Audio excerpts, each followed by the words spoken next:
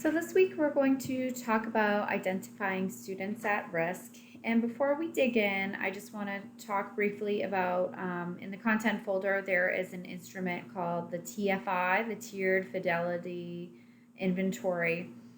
And what this is it incorporates assessments that are used at different tiers, such as the benchmarks of quality, benchmarks for advanced tiers, um, team implementation checklist, the TIC, and which allows us to evaluate an action plan at different tiered levels.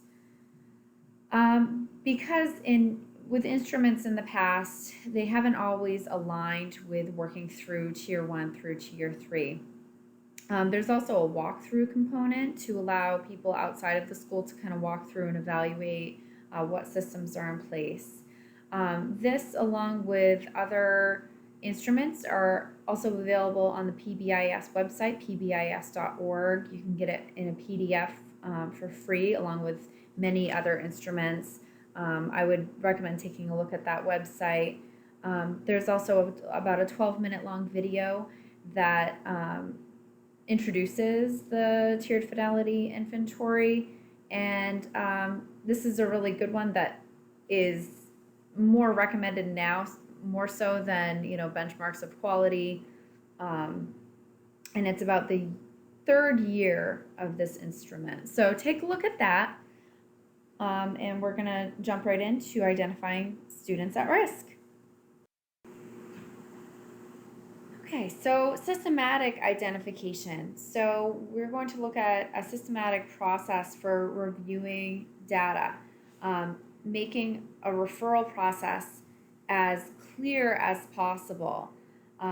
So if we were to go into your school and ask any teacher, if you have a concern about a student's behavior, what is the process for making a referral? And they should be able to answer that.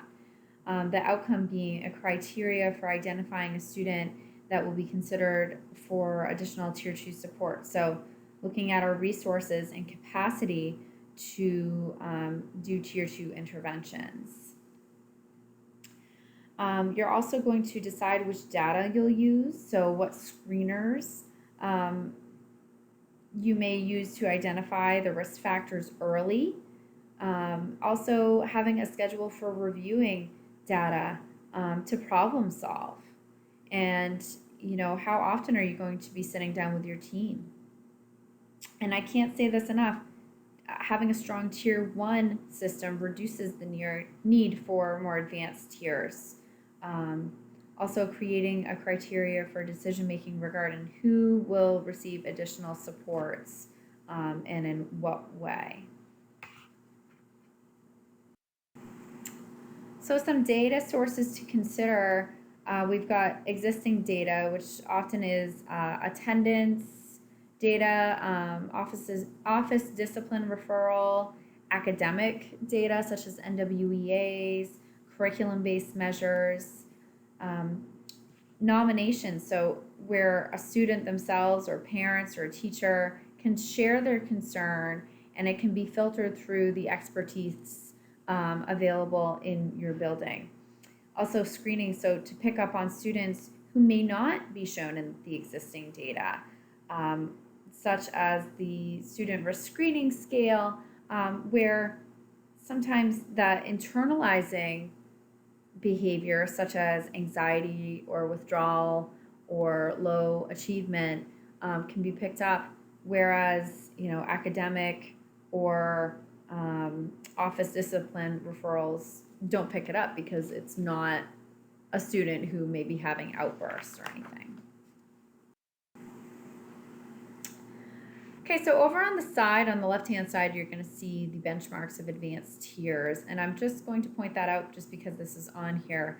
But the TFI is more recommended as a measure to evaluate, what the implementation in your school is.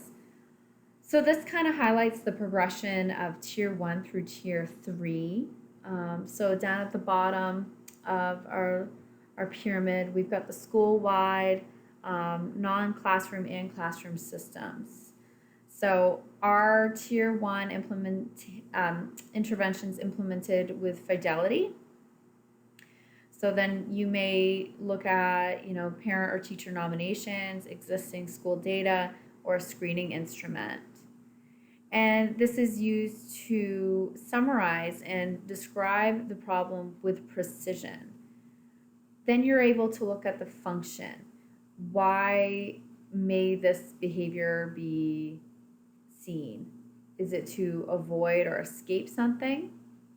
And then from that, you have a menu of interventions that can be used at the Tier 2 level, such as check and connect, check and check out, academic supports, small group social skill interventions, and environmental interventions. Before we even get up to the Tier 3, where we may need to do more individualized functional behavior assessments, more comprehensive assessments, and behavior intervention plans. So something I also want to highlight is to have, going back to that Tier 1, is our Tier 1 system being implemented with fidelity?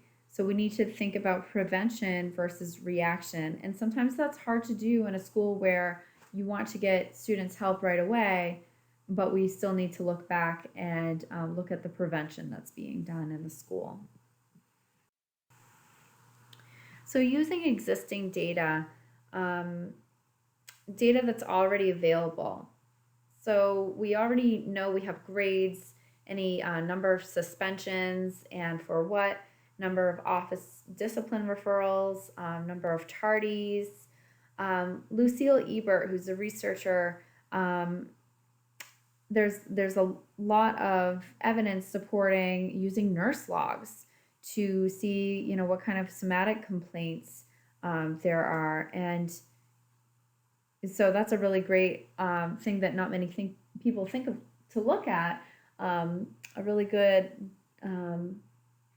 data piece would be nurse logs. Also looking at, to what degree do you sit and look at this data?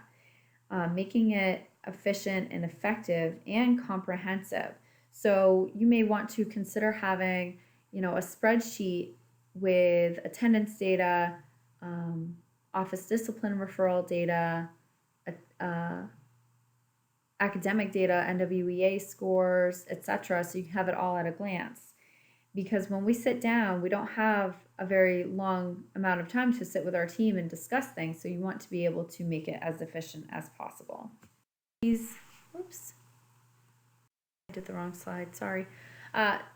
Using these interventions, how long, what data do we have to support the impact on the behavior. Also looking at the problem behavior to include who, what, when, where, and why. So that can also be found in the reverse referral. And so to go back to the example of a teacher who's been putting some interventions in place, we want to know for how long, because a token economy system that's been in place for 3 days versus 3 weeks consistently would be a big difference when you're sitting down to discuss this. So team discussion, some of these are going to seem really basic, but we need to go back to look at, the systems need to be clear and transparent. So how will teachers access the nomination form? Is it on a website? Will it be discussed at a staff meeting? How will they be trained to use the form? Who will they contact for questions and assistance regarding the nomination form? Who will receive the completed form? Is there a box in the office, or does it go to one of the team members or a specific person within the school? How will the team be notified that a student has been nominated?